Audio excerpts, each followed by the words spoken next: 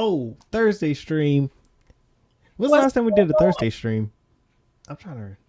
It's been a minute. Have we done a Thursday? Maybe like a one-off, like we couldn't do Saturday. It was like it definitely had to be a makeup stream like this one. Yes. Oh man, we're late with the Shang-Chi reviews, but we are doing it, and that is definitely my fault.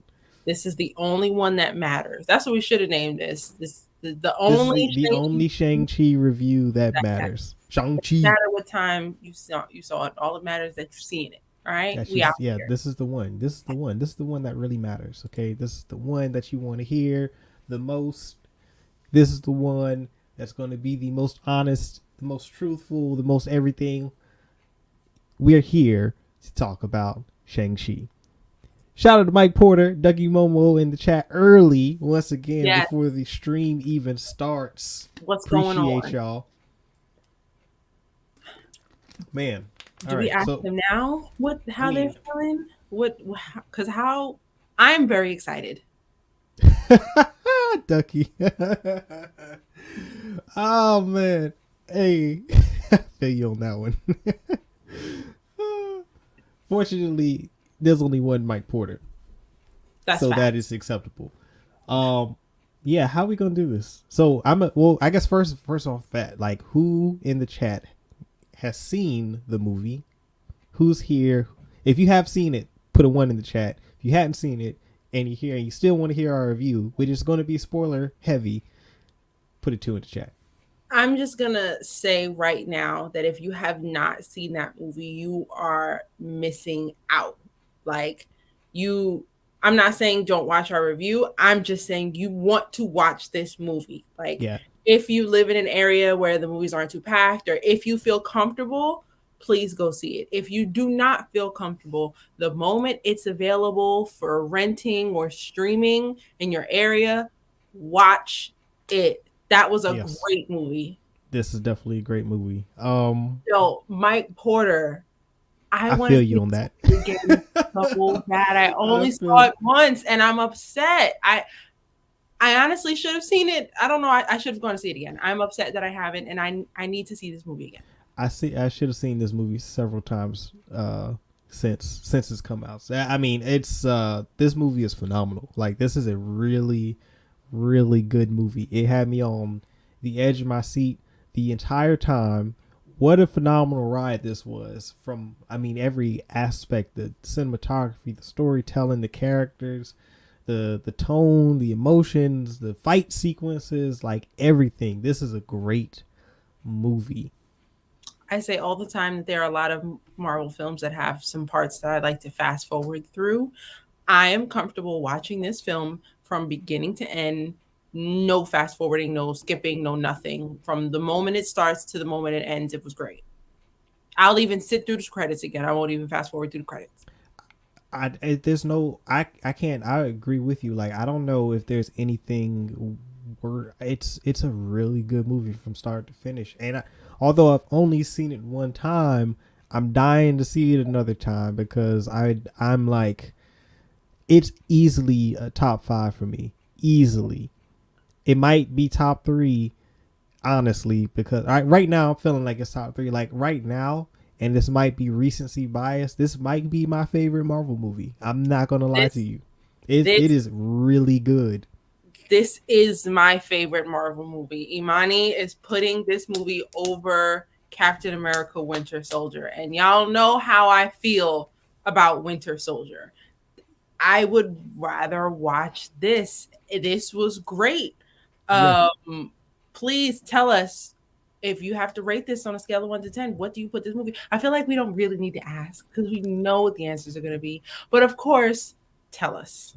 Yeah, for sure. Well, I definitely know what Mike's score is going to be. It's going to be well over 3,000, probably.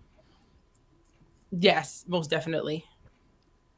Man, goodness, on a scale of 1 to 10, where did I rank this movie though? Like, it's 9.9. 9.95 probably, like, off of first read. This is a really, really, really good movie. Like, I don't have any complaints about it. That's the wild thing.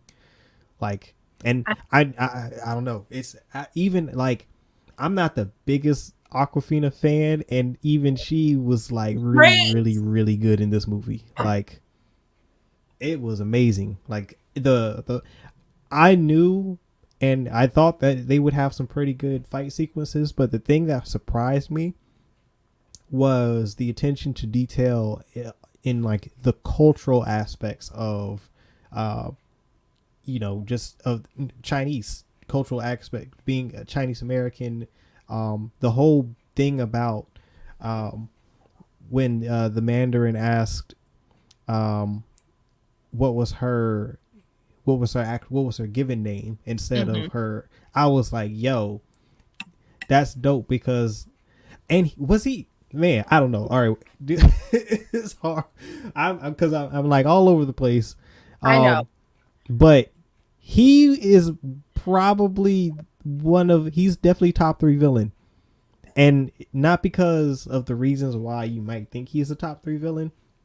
For me, he's a top three villain because I completely can understand him. And he wasn't evil for the sake of evil. Like his motivations were completely not rational, but you could totally understand why he did the things that he did in the movie. Even like, oh man, it was really good. Like to see his rise and fall, because you do see that in the movie. Spoiler warning, we already gave that, but I'm just Past officially that giving a now. warning. You see his arc through flashbacks, and it was great because you see kind of sort of his rise, then his fall, which really humbles him because once he meets, and what was the mother's name? Shang-Chi's mother. Once he meets her, like it wasn't his fall, but that was where she humbled him and turned him on a path basically of good, and he was a good person up until she's murdered, and that sends him on back down his dark path. And it's a very well executed arc that had a lot more depth than I thought I was going to see with the villain. Like, because I honestly feel like he was probably the most complex villain that Marvel's done thus Uh, the, far. char- the character's name was Li Ku Wu, and I don't think I'm pronouncing that right at all. So sorry. Um, they made him personable, and we understood his desires. A lot of villains are evil just for the sake of being evil, Yeah. like Thanos killing half of the universe just so that the other half could eat, when we already know that there's more than enough in the universe already. There's just people hoarding it. That doesn't make sense. But a man who found the love of his life and reformed himself and then lost his mind when he lost her, and then he has the chance to get her back, and he's going to do whatever it takes. That's understandable. Yeah. So yeah, he's still a bad guy. He was still doing bad things, but at least we understood why he was doing it. Yeah. Yeah. Like he was, it was vengeance for him, and that's what made. And it's like it's that vengeance. It's why he was doing what he was doing, and the way they made you understand, like, yo, this was probably the best thing that ever happened to him. And the minute, one moment he's away from the house, and that's all taken from him, and that sets him on that path. And it's John Wick basically, like, and you're like, yeah, okay, I get why you did that. It's like, may not be, it's not the good thing to do, but I understand why you went spiraling in that direction. Like it's not like a Thanos thing. It was kind of like where, there were plenty of other options, Thanos, that you could have explored, minus that didn't involve killing half of the universal population. This was all a quest of vengeance. Like this he met the love of his life, and they killed her, and that was like it. He snapped, and and the thing is, they don't reveal that to you at the beginning. Like you're on it. It takes takes you through the movie up until Act 3 is when you realize that's when they reveal why he did the things that he did right before the conflict between him and Shang-Chi happens, and you're just watching this like, oh wow, this is really good because the emotional stakes are like so high at that moment. The battle between father and son, and it's all centered around love, and it's like, yo, this is really, really, really like Star Wars esque. Yeah, the writing in this film was impeccable. And I think that's what makes his death hard. Like, they wrote a lovable character. Yes, he was a villain, but I was very sad to see him go. And I don't think that's a knock to Nah. Marvel. I think they should be creating characters that we love. Just like when Yeah. you watch your favorite TV show, when they kill somebody off, you know, if the writing is good, but the character still has to go, you're gonna feel some type of way. But as long as the story continues and it's, you know, a great story, we're not going to be too upset. Yes, you might be attached to that character and sad that he's gone, but that doesn't mean that you necessarily no longer like the show. So I'm excited to see what's next because of that. And if I can take us away for a moment, I wanted to talk about it yesterday when we were reviewing What If, but I didn't. I want to talk about the tone and like why this movie is so great, and also why people, not me, but a little bit me, but people are having such a hard time with the Black Widow movie. And it's because the tone of the film is wrong from when it was released. I feel that the tone in the Black Widow film was just like Captain America Winter Soldier and just like Civil War. It, Mm-hmm. you know, was fast paced, it was gritty, it was about, you know, fighting, you know, guns, that type of stuff. And Marvel is past that now.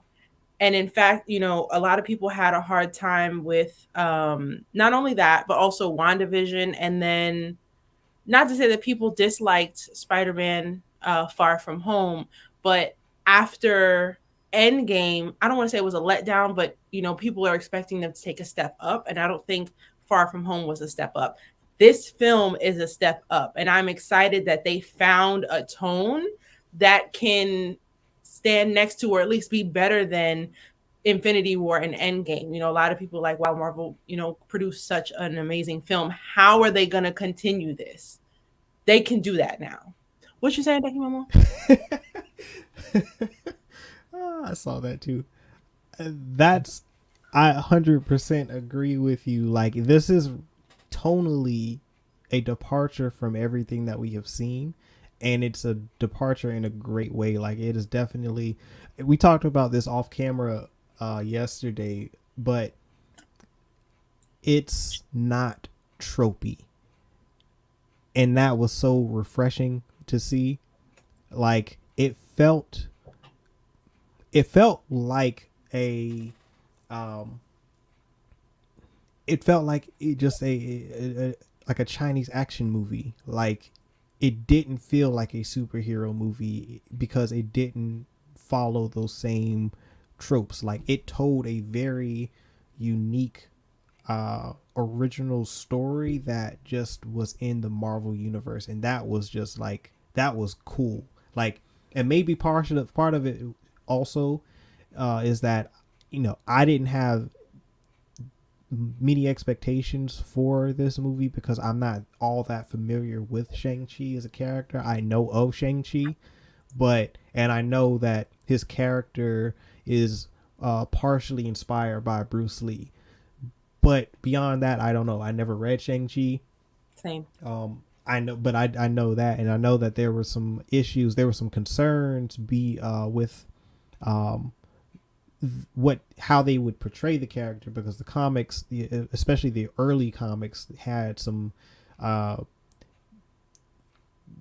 racially insensitive things, like the dragon, for instance. I think it was named Fing Fang Foom in the comic books, and it's like, I love that they found a way to creatively honor Chinese culture and not you know, offend anybody.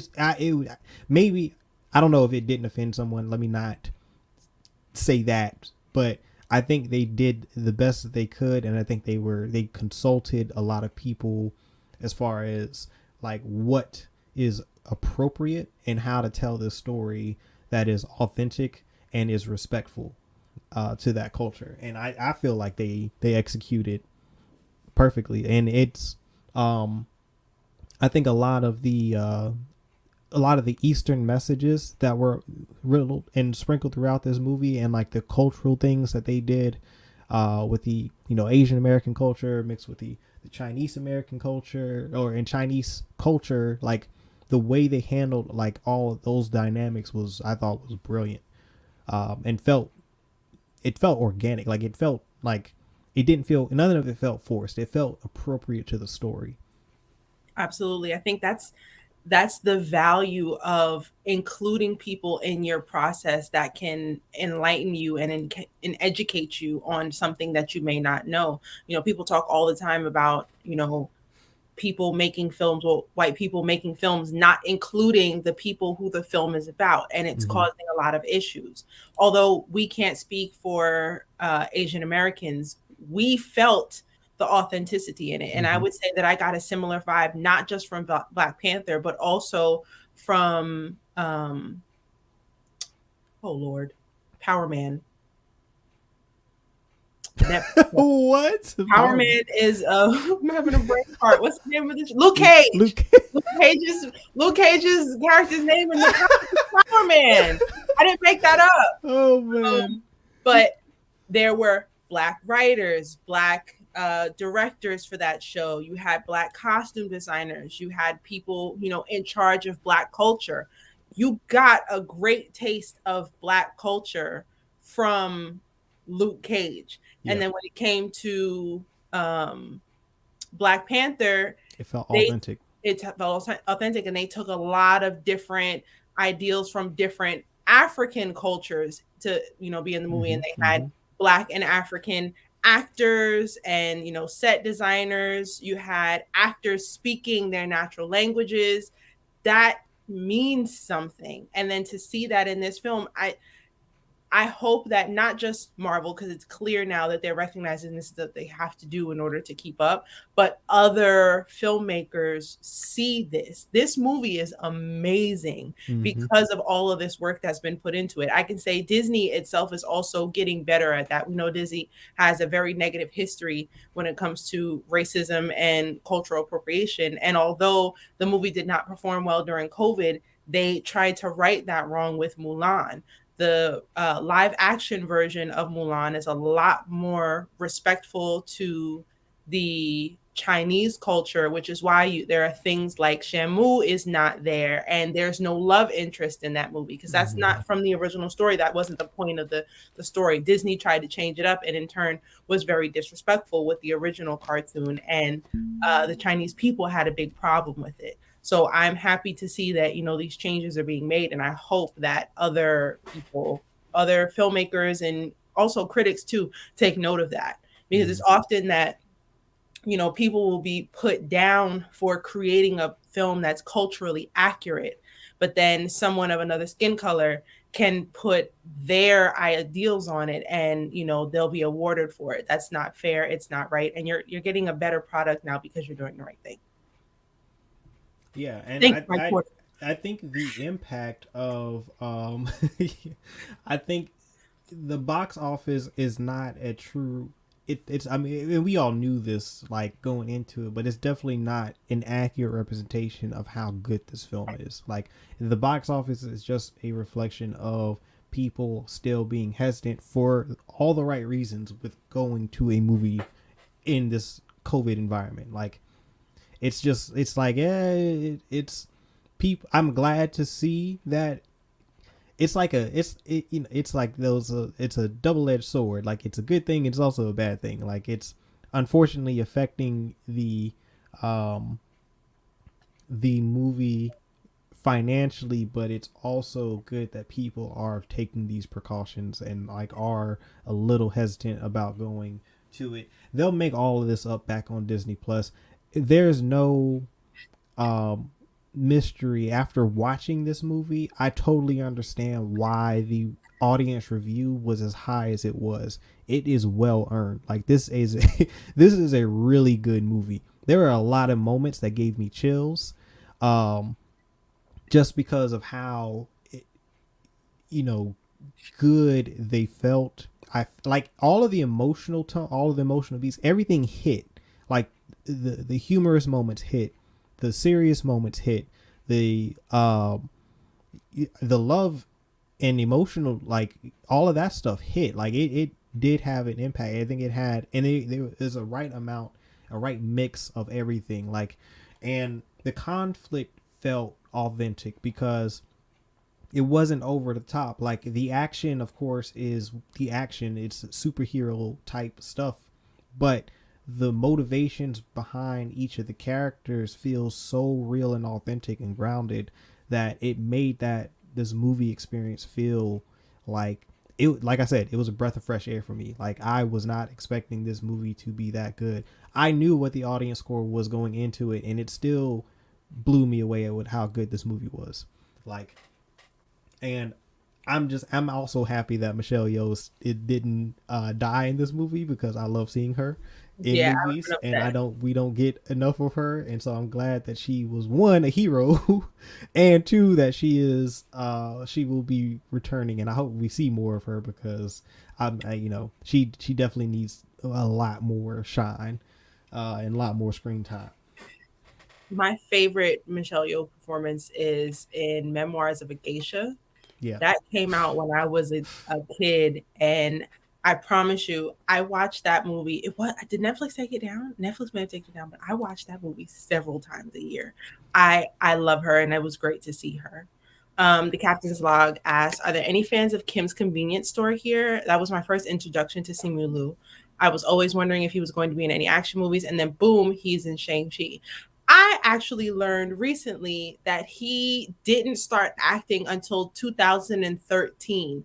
Previously, he was an accountant and he was unhappy, and he got a SAG card so that he could be an actor. And his first role in a film was being an extra on Pacific Rim.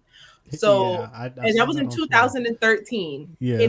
under 10 years, he has gotten a role as a hero in a Marvel film. And I think that's absolutely amazing. Also, that's just like destiny. Like 10 years, you go from an extra to the lead in a Marvel film. And that means that check is probably nice because he's going to be here for several films, if not TV shows and all of that. Toys.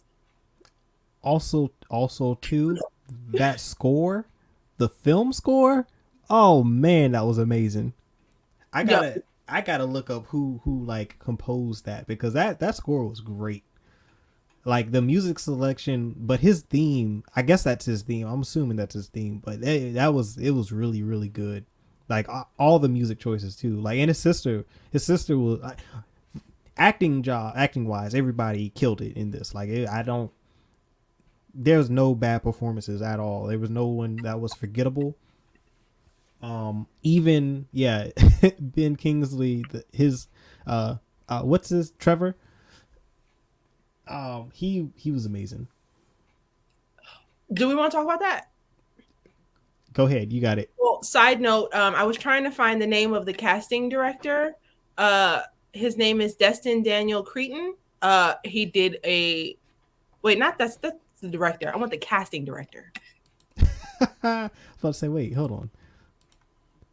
All right, I am struggling to find the casting director. We will figure it out. But in the meantime, uh a lot of people did not know this, and I didn't learn this until recently. But in 2013, on the Thor the Dark World DVD, Marvel released a one shot um about the Mandarin from the what was the movie for Iron Man 2? Yeah. So the paid Yeah, actor that two. was playing the Mandarin, no, that was Iron Man 3, sorry.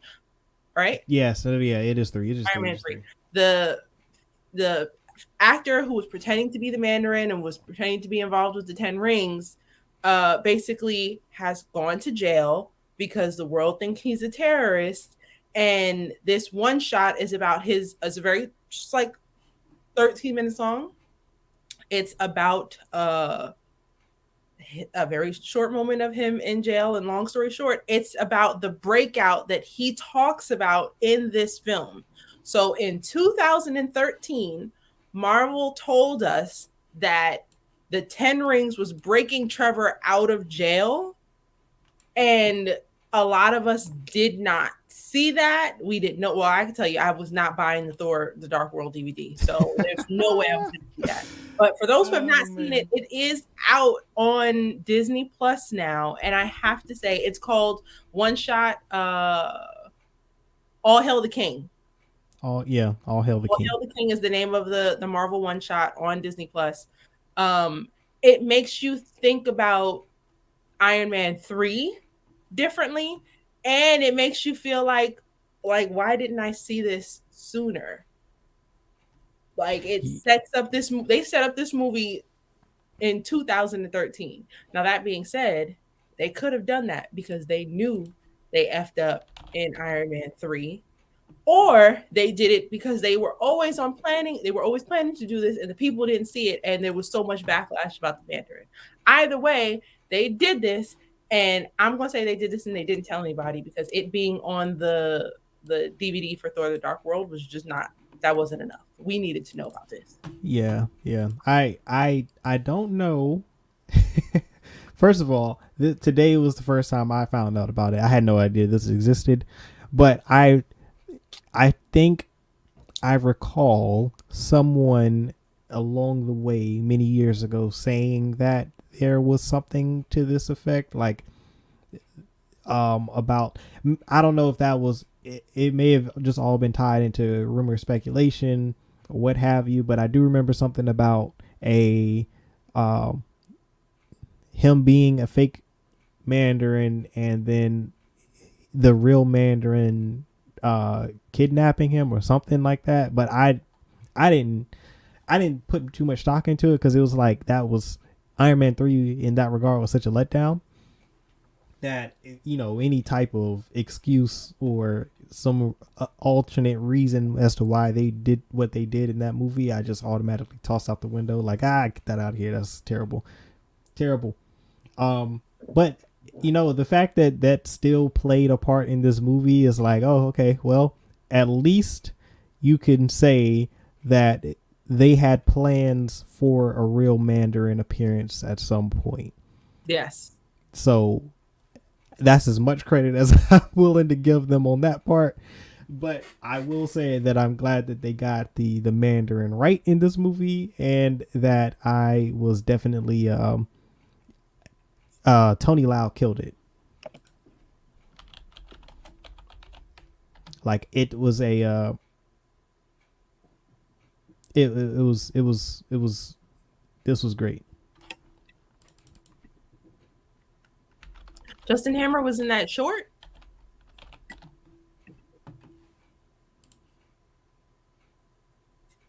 Was he in jail, Mike Porter? Did I miss that?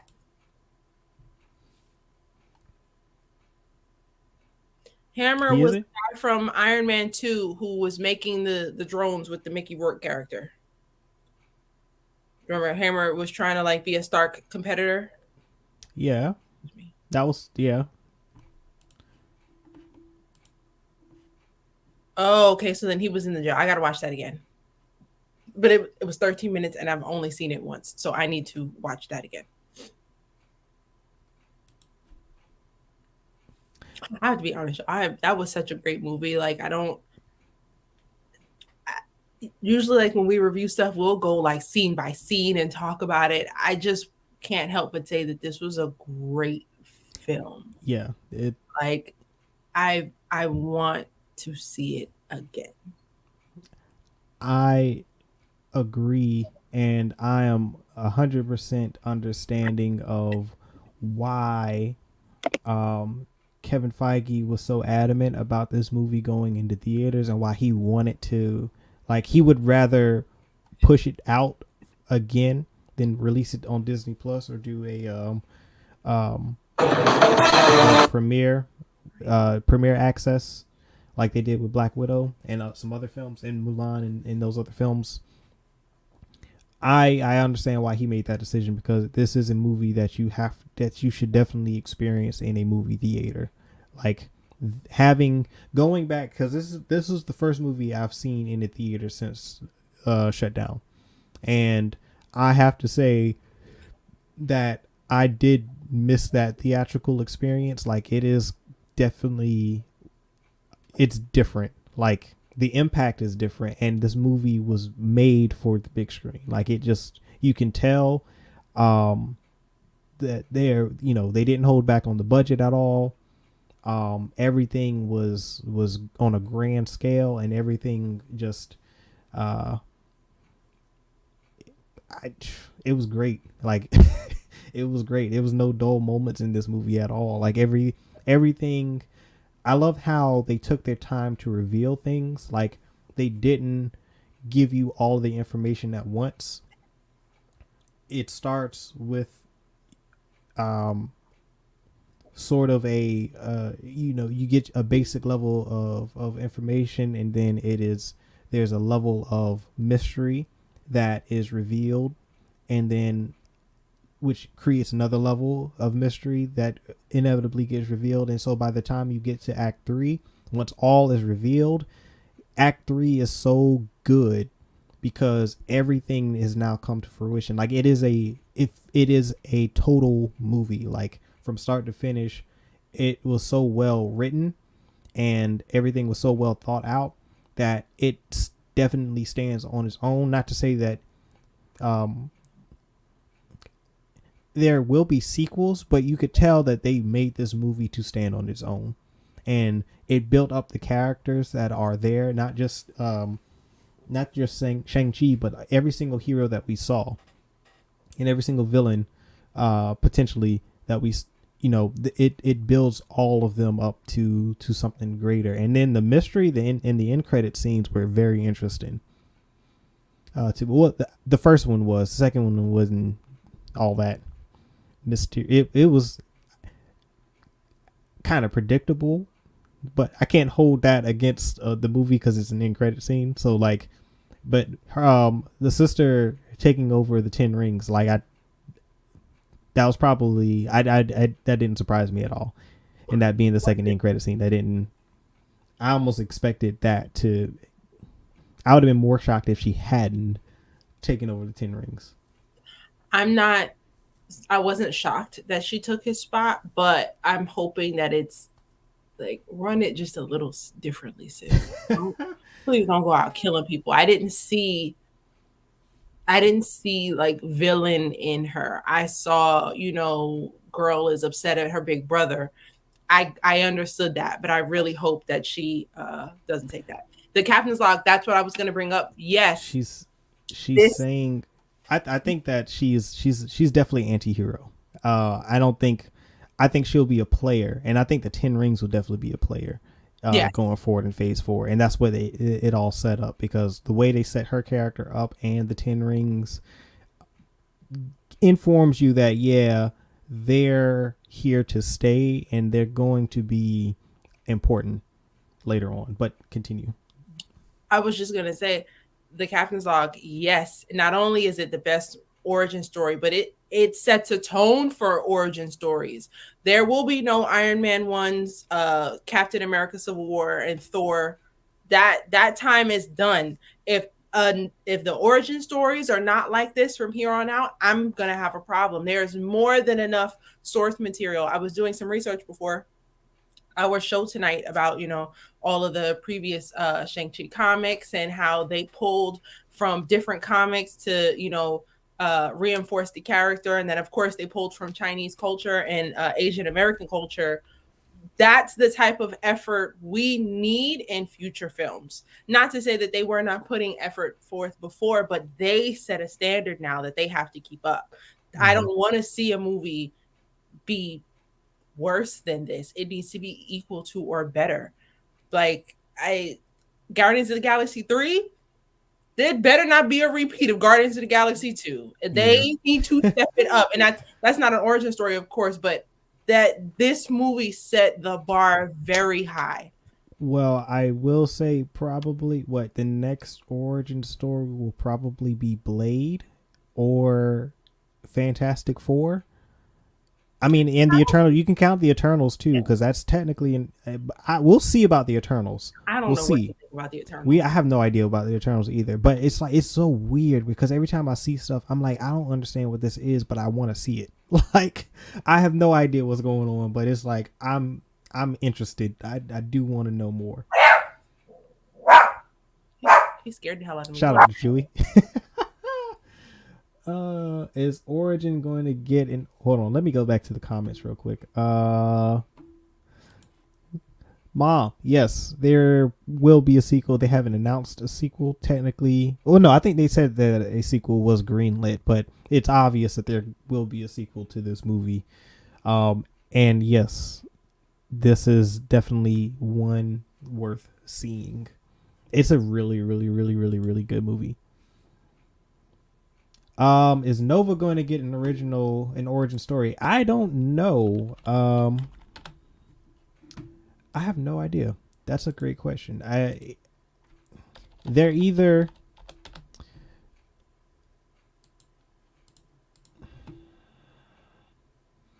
I feel like they're going to lump him in. They might introduce him in Guardians 3. Because didn't they tease him in Guardians? I'm assuming no, or is that Adam Warlock? Who did they tease in Guardians? I think that was Adam Warlock. Well, no, they have no. So Nova, I think Nova and Adam Warlock will more than likely be teased or introduced in Guardians, and then they'll get maybe an origin story. They'll get their own. They'll probably end up getting their own movies, but I don't know if they'll be origin stories or not. I don't know how Fantastic Four. I don't think the Fantastic Four will be an origin story either. Nor do I think that whatever X-Men property we get will be an origin story for any character either. I think the only origin stories are going to be reserved for characters that are lesser known. But in the case of Nova and Adam Warlock, it's a possibility that we'll see them introduced first in another property, just like Black Panther was in Civil War. Like, I think for me, I'm counting origin stories as characters we have not seen in other properties like this. Their movie, the first movie we see them in, is the movie that introduces us to the character. So in that regard, we technically haven't seen Nova, but he was in an end credit scene in Guardians. Was that Guardians 1, Imani? Nova was in an end credit scene? No, he wasn't. Who was it? Was it Adam Nova or Adam Warlock? That was Adam Warlock, right? That was teased at the end of Guardians, right? Yes. Also, sorry, y'all. My dog was on attack mode, and that was his big dog bark. Even though he's small, he has multiple barks. So I thought something was wrong. There was nothing wrong. So my apologies. Yeah. So on the cosmic level, which is where, the Nova and Adam Warlock are possibly, we've dealt with a lot of cosmic stuff, and I think we're going to see more of it, but how they introduce those characters, I have no idea. And I haven't been keeping up with a lot of the spoilers for Marvel because there's a lot of No Way Home stuff leaking, and I don't want to know anything about that movie more than I already do. So I've just been kind of sort of staying out of that whole rumor mill of Marvel to this point, because there's a lot in the pipeline that I want to see and I want to experience on screen. That boy Steve, what's happening? That boy Steve. Can I just say, I never got to talk about this before, but in, what was that, episode 2 of What If, Nebula's hair was fire. Ducky, you just reminded me of that with your comment, and I hope we get yeah, I forgot about that. Yo, this was a blonde bombshell. Yeah, because when she was on screen, I was like, I didn't even recognize her at first, and I was like, wow, okay. And like, I've checked the comics, I haven't even seen her with blonde hair, so that was wild random. I just wanted to say that I like that. Agreed.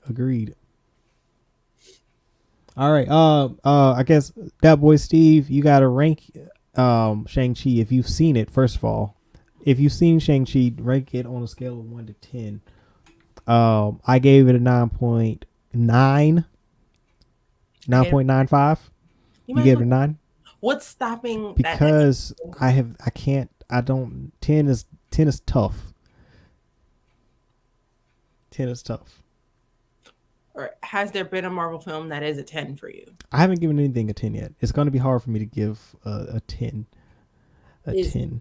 is this your highest rated film? It's definitely my highest rated film. Okay. It's certainly my highest rated film.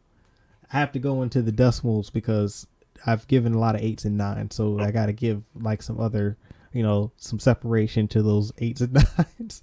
Because I have a lot of 7s, like basically 7 to 9 is I'm covering, but a perfect score, it's close. Like I said, it's close to perfect. Like 9.95 is pretty close to perfect. Well, JBM is not here, and we are still praying for him and his family. And I can't wait until we can get him on screen again because I don't think we should add this to the list without him, since the No, list we're definitely not going is to rank way it on the too list. The OG, the list of big. films is definitely not getting ranked until he's able to join us. That boy Steve says it's a 9, right behind Infinity War and the Endgame Avengers movies. And Ducky Momo gave it an 8. Oh, I Ducky, I thought you had already ranked it. My bad. don't think so. I think we missed his. I Mike Porter says half of the MCU is a 10 for him. We know. Half of it is 10, the other half is 3,000. That way Steve, you missed it. But for me, man, this is my new favorite Marvel movie, and I've only seen it once, and I can say that confidently. Like it, I mean, you know how great something was when you see it one time. Like I saw Endgame in theaters, I saw Infinity War in theaters, and I just remember, I mean, a similar complaint that I have now, that's a lot of movie. It's really long, and I'm not interested in watching all of it. I like to watch it in bits and pieces, or at least just watch the parts that I like. I don't feel that way for this movie. No skips. I'm watching it all the way through every time. Yeah. I mean, like, I like good villains, and for me, a good villain is someone who is relatable, not in the way that you understand or can, like, or really sympathize with the character, but you kind of sort of see what actions, what events, what circumstances created them, and you're like, okay, I understand why you chose to do what you did. Like the characters that are just evil for the sake of evil, they're so shallow at the end. Once you dive into it, they don't have much depth. And I like heroes with depth, and I like villains with depth. Like you've got to be able to every characters just need depth. Like that's the way. For me, that's how I'm able to enjoy a film or TV show. Like the more depth and layers that the characters have, the more relatable and believable they are, and the more invested I become, because I'm like, that's crazy. Because you start to see, it's kind of like someone understanding, the flaws and like the good and the bad of humanity, and trying to understand how and what circumstances can create bad people. And the reality is, a lot of times that it's so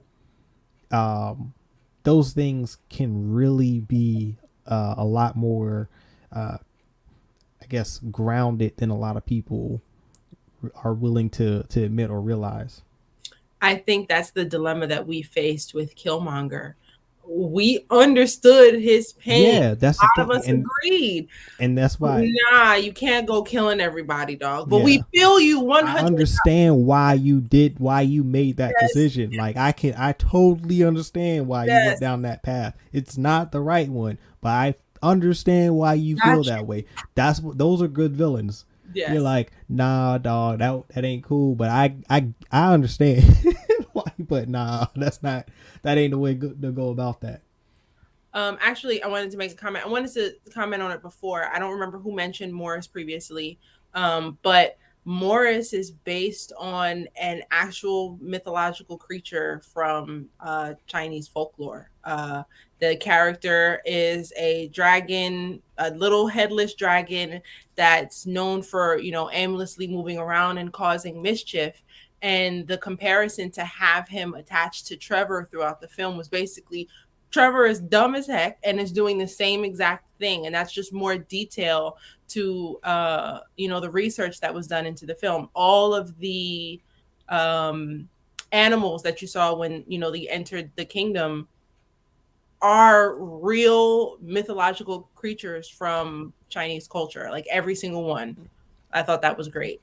And duality is such a like a common, it's a that theme is all throughout the movie, like it, that yin and yang, like the good and the bad mixing and being one, like those forces always at odds, and it felt authentic because it's that connection in that the draw that they have that creates that conflict, that that tug of war, and the fact that they attach it to all of those the family dynamics is what makes it such a good movie, because it's like, wow, like what I'm saying, like the his dad being just this evil dude who just wanted to conquer and who was just there for self, meeting the mother who was so selfless and is willing to sacrifice everything for to protect her village. Like she has a code of honor and ethics that he doesn't,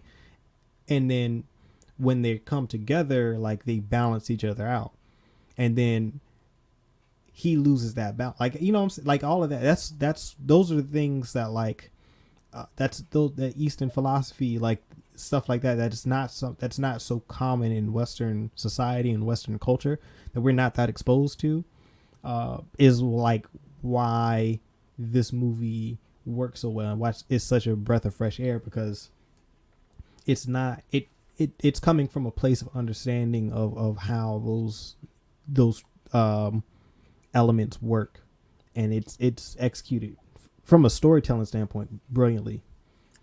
Absolutely agree. Although I've heard of yin and yang before, I didn't necessarily understand it. And in doing my research, about all the decision making into the film, they spoke about how important yin and yang is. For example, the fight between Shang-Chi's parents, he is just trying to destroy everything, and she's beautifully, just waving him off. And, that's one example of yin and yang. And then later, you have the monster come out, the evil dragon, and then as soon as he comes out, then you get to see the good dragon come up, because you have to remain a balance. And then it made Yeah. me think of other films where I've never considered the balance before. Like the word balance is used a lot in the newer Godzilla films. I think in every film they talk about balance. Godzilla comes out when there is a mismatch of balance. He's coming to restore balance every time, and that's why whenever he defeats his opponent, he leaves. He's no longer needed. It's not just, oh, I came to destroy a city and now I'm no longer Mm-hmm. needed here, so I'm going to leave. And actually, I just thought of the sister. Like Shang-Chi and his sister are yin and yang. He's Mm-hmm. good, and now she's turning to, lead the 10 rings. That makes a lot more sense now that I think about it. Yeah, Um, yeah. That's that like all of those, seeing all that all the play out in the film, like for me was like, yo, this is so good because it was so intentional.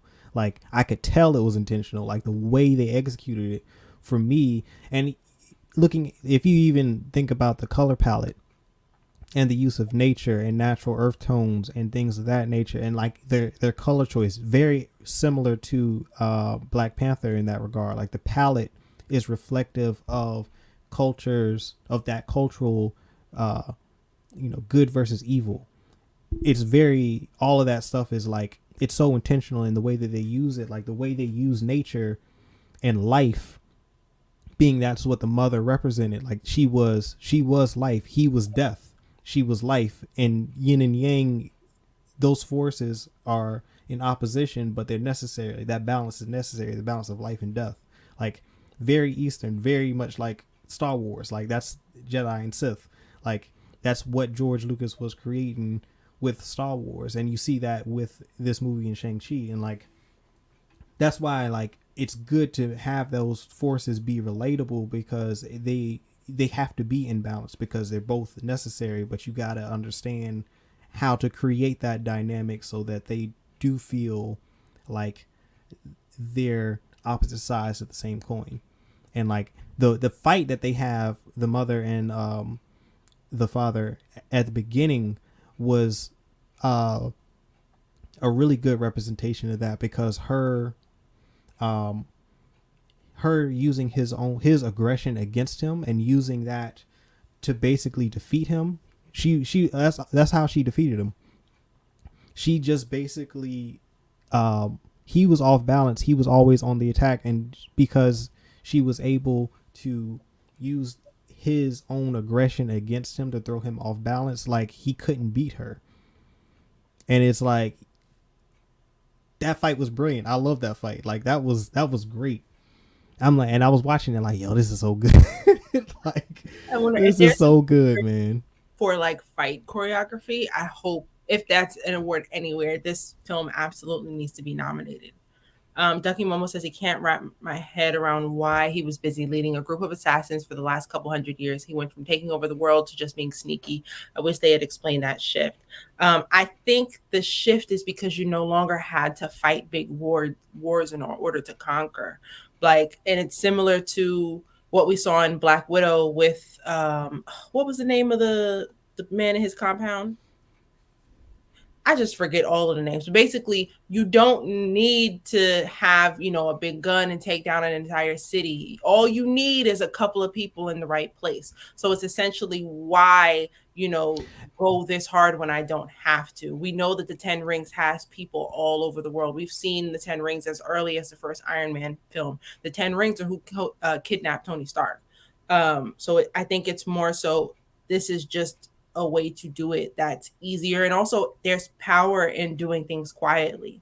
Yeah. Not everything has to be loud anymore. And they do speak on that a little bit in that montage at the beginning when he's talking when they discuss like the thousands of years that he's lived and all the conquests that he's led and how it evolved over time to basically him just manipulating the powers that be, because if you can manipulate the world powers to do basically your bidding, then you are the world power. So his conquest evolved over time out of necessity because he needed to operate virtually from the shadows. And I think also too that's just how a lot of world powers operate now these days. It's not about standing armies. It's really about your spec ops and your covert operations and the things that you don't see, the things that don't make noise, the things that don't make it to headlines and news around the world. Like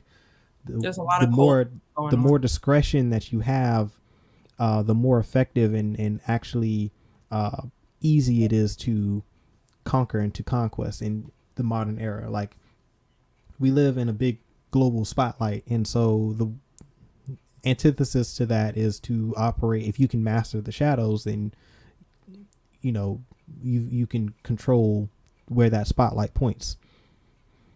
I would even say now it's probably changing in our reality. Before it was about wars, then it was about spies, and now all you need is social media.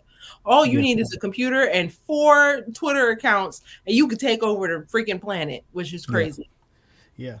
And also too, him having to, he gave all of that up when he got married, and she did as well. Like the mother did as well, and so he had to reacquire his power, and that was like in the 90s. So everything had basically changed. The world had changed. Like we were in a completely different era of conquest at that point in time. So he did what he needed to do in order to acquire the power necessary to do what he wanted. And I don't know, it's not clearly explained, but I get how and why he went in that direction. Dat boy Steve, I think you are all four pillars of doom by yourself. Although I would happily join whatever war you're trying to fight, but I promise you, I don't think you need me. I think you do very well on your own. Mm-hmm. The Uh, yin and the yang. See, because they live together in balance, they coexist. The he when his the marriage was the balance. That was him. That was yin and yang. That was the balance that they struck. They found out that these opposite forces could coexist, and that's they lived in coexistence for forever until she was killed. And at that moment is when everything falls out of balance, and then it's passed on to the children he is also because different now. yeah, like it's that's literally um it's Anakin and Padme, and then Luke and Leia. Like it's literally it's almost identical, nearly identical. Like execute. I think this is definitely executed better than the Padme and Anakin portion. Like this really uh speaks to how that balance works, and once that balance is disrupted, it just basically is it moves, it becomes something else, it shifts. I really hope we get a gallery or a making of or something on this film. I'm not a fan of buying DVDs, but I'm hoping that with Disney Plus now, Disney is willing to put because they put a lot of clearly they put a lot of stuff on the DVDs that we don't see. Well, put that stuff on Disney Plus now. I want to be an ear in these rooms when decisions were made for these films. Like there was extensive research done to create this, and it's beautiful, and I can't wait to see it. And honestly, this film makes me more excited for the next Black Panther film because we already knew, and also the show, we know that their plan was to show us more of Wakanda. Mm-hmm. I can't wait to see it. Yeah, I hope that they do a lot more with Wakanda in the second film, and definitely with the TV show. Like give us more of those cultural elements that I, sometimes it does feel like that story was a little rushed. Like this one, Shang-Chi feels like it took its time, and the pace felt right. Like they were introducing us to a lot of things in Black Panther, but there were moments where it was it almost felt like an aesthetic instead of an actual integrated part of the story. And I want it to be more story driven than aesthetic. If I don't know if that makes sense, but When is um Miss Marvel supposed to come out? I forgot. I don't know. I totally forgot about that. Well, Miss Marvel is Pakistani American, and this is going to be another opportunity. Although this will be a TV show and a Disney Plus show and not a film, this will be another opportunity for us to see more of the research and the just work that Marvel and Disney are going to put into these stories. And although, this film, Black Panther, Luke Cage, Miss Marvel are going to be based off of existing cultures, I would like to see you know deep dive. Well, I said existing cultures like Wakanda is real, but at least Wakanda is based off of real cultures. Mm-hmm. I would like to see this type of work going into other worlds. Like what we got in this movie and what we got in Black Panther, we didn't get that for Asgard. We got a little bit, but nothing Yeah, compared they to this. They need to definitely. go this hard for other films. Yeah. I need to. Yeah, there should be a lot more Norse mythology in the Thor stuff, like easily. Like it's right there. It's like this is what this character is. Like he's a Norse god. Like give us some of that Norse culture. Remember the scene in the Snyder cut when Aquaman is going back into the water and the lady she's singing, Mhm. like that Celtic like that's all that stuff, all that Norse stuff, like that Thor needs to have a lot more of that and give it to be a lot more culturally grounded. Like that would be phenomenal. Like can you imagine like that type of tone for a Thor movie? I'm Like mad yo, because we should have gotten it already. you And know now what I'm saying? Asgard is gone. They need to figure something out. or at least New Asgard, they New need to. Asgard should Yeah. definitely be very Norse like in its feel. Like that's what it's inspired by. Like that's where, and you know, Valhalla and all of that, like just the Norse mythology in general, like that's what inspired the story, and we should see a lot more of it in Thor. But we'll see what Taika's not going to do that. Taika's going to give us a Taika movie, Well, and he can still give us a Taika movie with some but that's more something, even if it's a completely created, even if all of the stuff is not based off of anything existing, but clearly that works. but also too Chris Hemsworth is not Norse either. Like he's not. He's Australian. Like he's not of. You know what I'm saying? Like think about Jason Momoa and him putting that Samoan culture into the Aquaman role. You know, like him injecting where he could some of those cultural elements from of the Samoans, and it really helped ground that character in the movie. All I'm saying, they For got to me, give us something.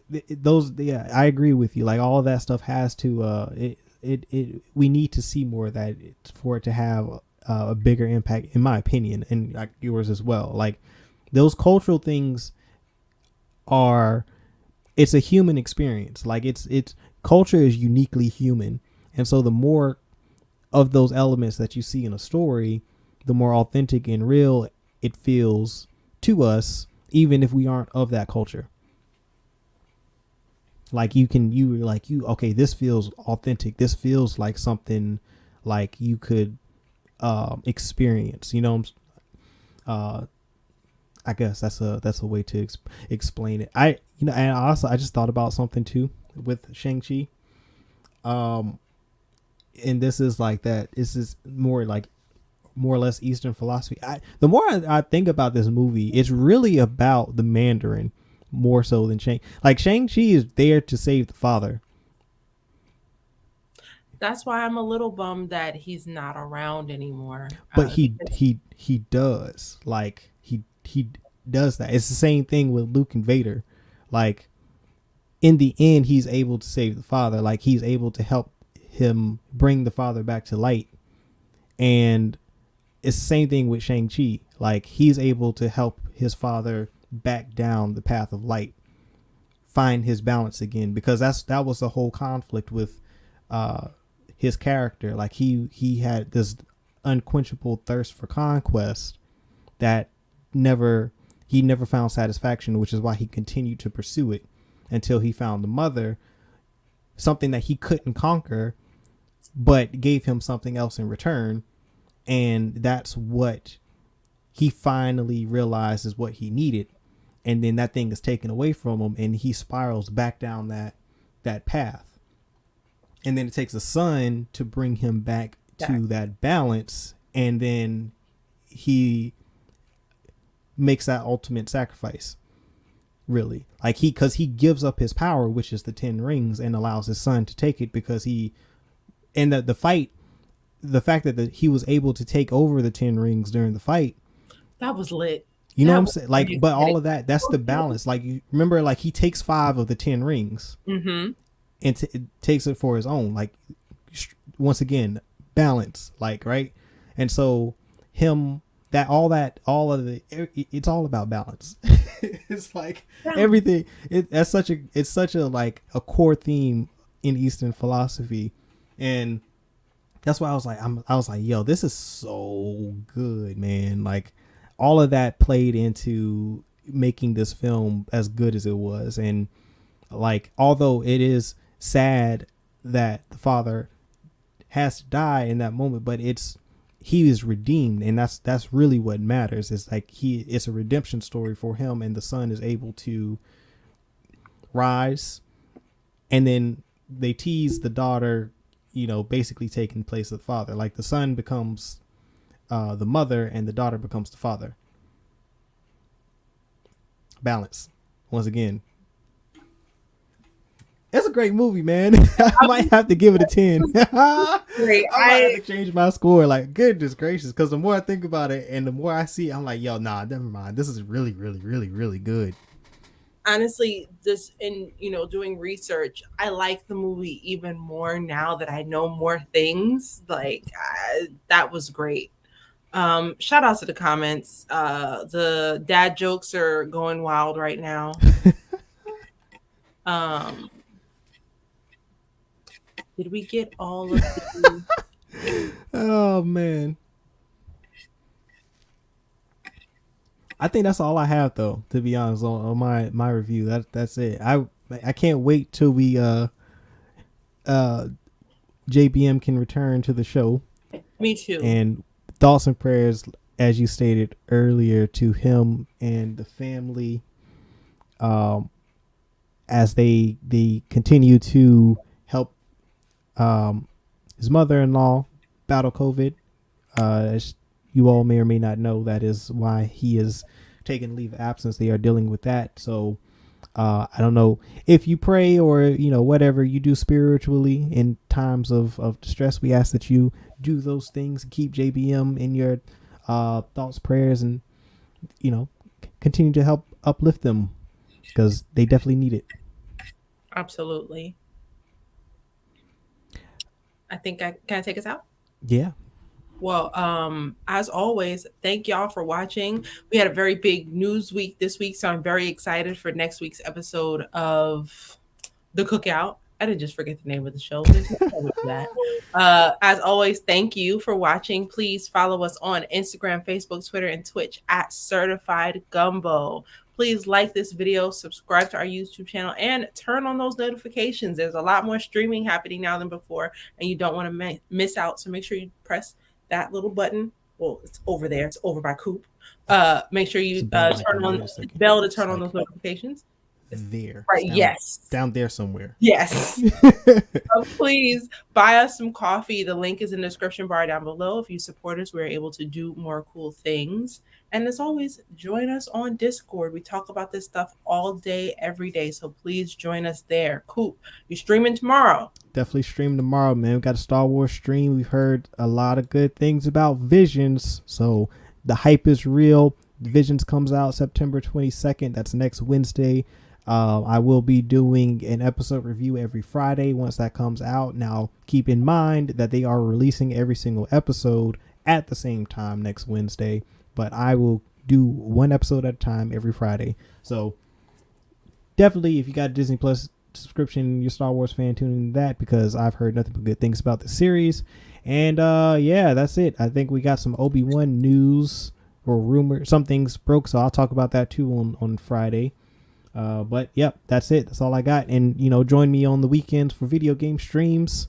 And yeah, until then, as I always say, peace, love, blessings, and may the force be with you always.